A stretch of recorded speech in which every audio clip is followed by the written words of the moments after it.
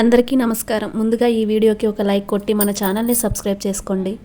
మన సనాతన ధర్మంలో ఏకాదశికి చాలా ప్రాముఖ్యత ఉంది. అయితే సంవత్సరం మొత్తం మీద 24 ఏకాదశులు వస్తాయి. అయితే ఈ నెలలో వచ్చే ఏకాదశికి చాలా శక్తి ఉంటుంది. కాబట్టి ఈ నెల జూన్ 25వ తేదీన గురువారం నాడు చాలా శక్తివంతమైన నిర్జల ఏకాదశి ఏర్పడుతుంది. గురువారం ఏకాదశి రావడం చాలా విశేషం. సంవత్సరం మొత్తం మీద 24 ఏకాదశులు ఉంటాయి. కానీ ఈ ఒక్క ఏకాదశి రోజు చేసే పూజలకు ఉపవాసాలకు 24 ఏకాదశుల పుణ్యఫలితం లభిస్తుందట. అంతటి శక్తి ఈ నిర్జల ఏకాదశికి మాత్రమే ఉంటుంది. ఈ ఏకాదశి రోజున లక్ష్మీదేవి భూమిపైన తిరుగుతుందట.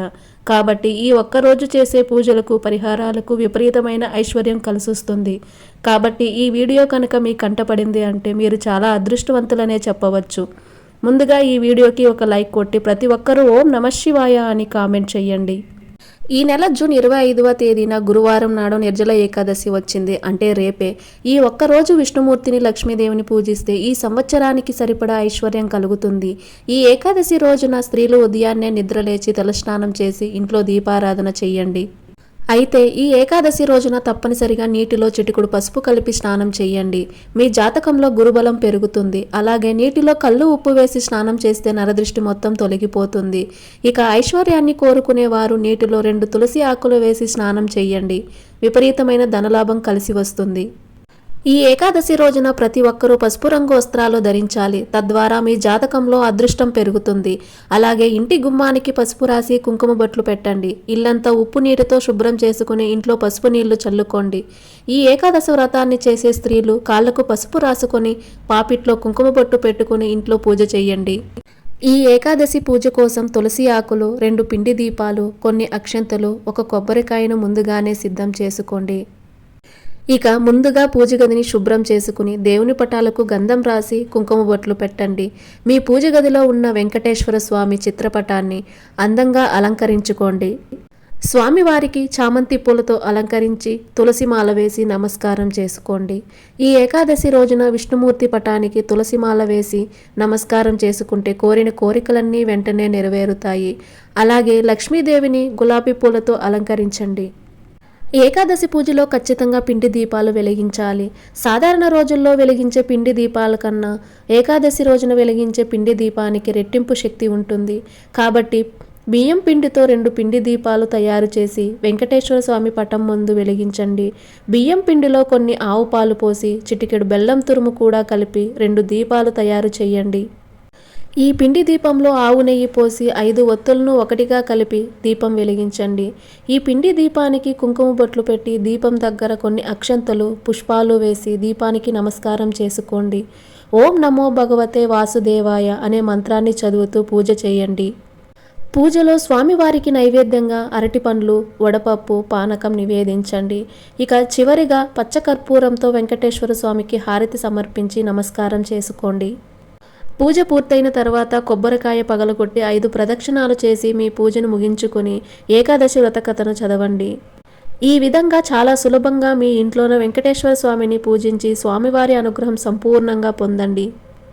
అయితే ఈ నిర్జల ఏకాదశి రోజున ఏది చేసినా చేయకపోయినా ఆడవారు ఖచ్చితంగా ఉపవాసం ఉండాలి. ఈరోజు చాలామంది ఆడవారు మంచినీళ్లు కూడా ముట్టకుండా ఉపవాసం ఉంటారు. కానీ కటిక ఉపవాసం ఉండలేని వారు పాలు పండ్లు స్వీకరిస్తూ ఉపవాసం ఉండవచ్చు. ఈ ఒక్కరోజు ఉపవాసం ఉంటే 24 ఏకాదశుల పాటు ఉపవాసం ఉన్నంత పుణ్య ఫలితం లభిస్తుంది. ఇక ఏకాదశి రోజున తప్పనిసరిగా తులసి కోటను పూజించాలి.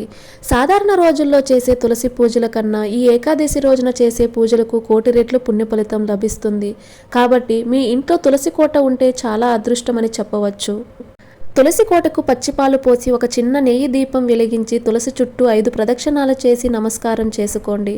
ఈరోజు తులసిని పూజించిన వారికి భోగభాగ్యాలు, అష్టైశ్వర్యాలు సులభంగా కలిసి వస్తాయి.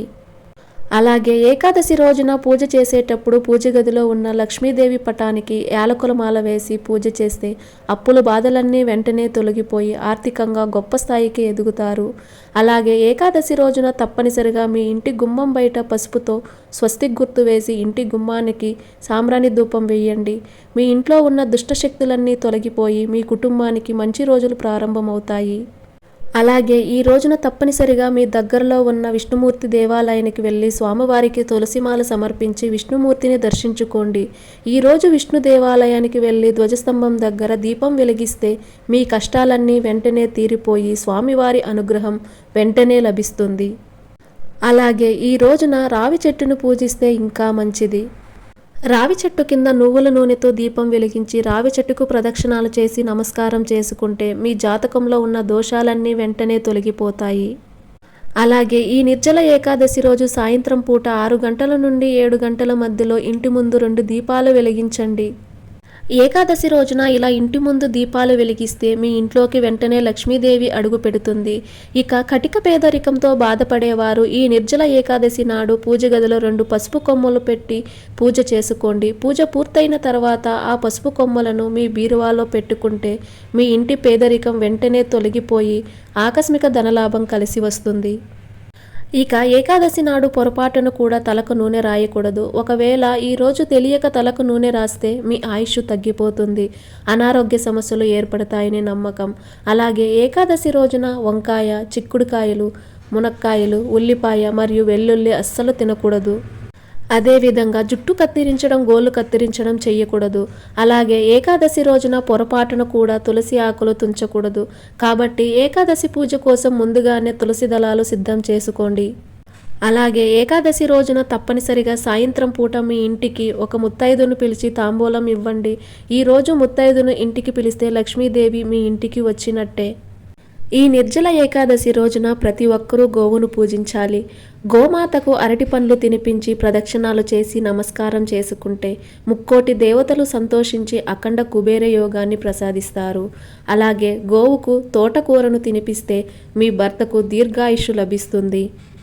అయితే చాలామంది ఆడవారికి తెలియని విషయం ఏమిటంటే ఈ నిర్జల ఏకాదశి రోజున వంటగదిలో ఉండే ఉప్పును నేరుగా చేతులతో తాకకూడదు. ఉప్పు ముట్టుకోకుండా స్పూన్ మాత్రమే వాడాలి. ఎందుకంటే ఏకాదశి నాడు ఉప్పును నేరుగా తాకడం వల్ల భర్త సంపాదనకు నరదృష్టి తగులుతుందని నమ్మకం. ఇక వివాహ ప్రయత్నాలు చేసేవారు ఏకాదశి రోజున 11 పసుపు కొమ్ములను ఒక దారానికి మాలగా కట్టి మీ పూజ గదిలో ఉన్న విష్ణుమూర్తి పటానికి లేదా శ్రీకృష్ణుడి పటానికి వేసి పూజ చేయండి. ఖచ్చితంగా వివాహం కాని వారికి వివాహ యోగం కలుగుతుంది. అలాగే వివాహమైన ఆడవారు ఈ ఏకాదశి రోజున మీ భర్త పర్సులో ఒక పసుపు కొమ్మును పెట్టండి. మీ భర్తకు అదృష్టం కలిసి వస్తుంది. అలాగే ఈ ఏకాదశి రోజున సాయంత్రం పూట మీ ఇంటి హాల్లో ఒక చిన్న నెయ్యి దీపం వెలిగించి ఆ దీపంలో 2 లవంగాలు వేయండి. ఇలా చేస్తే మీ ఇంటిని పట్టి పీడిస్తున్న నరదృష్టి, వాస్తు దోషాలు మొత్తం వెంటనే తొలగిపోయి మీ ఇంటికి మంచి రోజులు ప్రారంభమవుతాయి. అలాగే ఏకాదశి రోజున పొరపాటును కూడా మీ ఇంట్లో ఉండే పాలు, పెరుగు, చింతపండు, ఉప్పు, పసుపు ఇలాంటి వస్తువులను ఎవరికీ అప్పుగా ఇవ్వకండి. లేదంటే మీ ఇంటి సంపద తగ్గిపోతుంది. ఏకాదశి రోజున నలుపు రంగు వస్త్రాలు ధరించకూడదు. ఇక ఎవరైతే ఉద్యోగ ప్రయత్నాలు చేస్తున్నారో అలాంటి వారు ఏకాదశి రోజున విష్ణుమూర్తి దేవాలయానికి వెళ్ళి స్వామివారికి పసుపు రంగు వస్త్రాలు సమర్పించండి. ఖచ్చితంగా మీరు కోరుకున్న ఉద్యోగం వరిస్తుంది.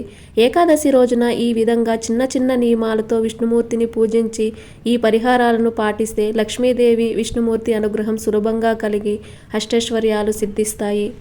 ఈ వీడియో మీకు నచ్చినట్లయితే ఒక లైక్ కొట్టి మన ఛానల్ని సబ్స్క్రైబ్ చేసుకుని మీకున్న ధర్మ సందేహాలకు మాకు కామెంట్ ద్వారా తెలియజేయండి. ఓం నమః శివాయ.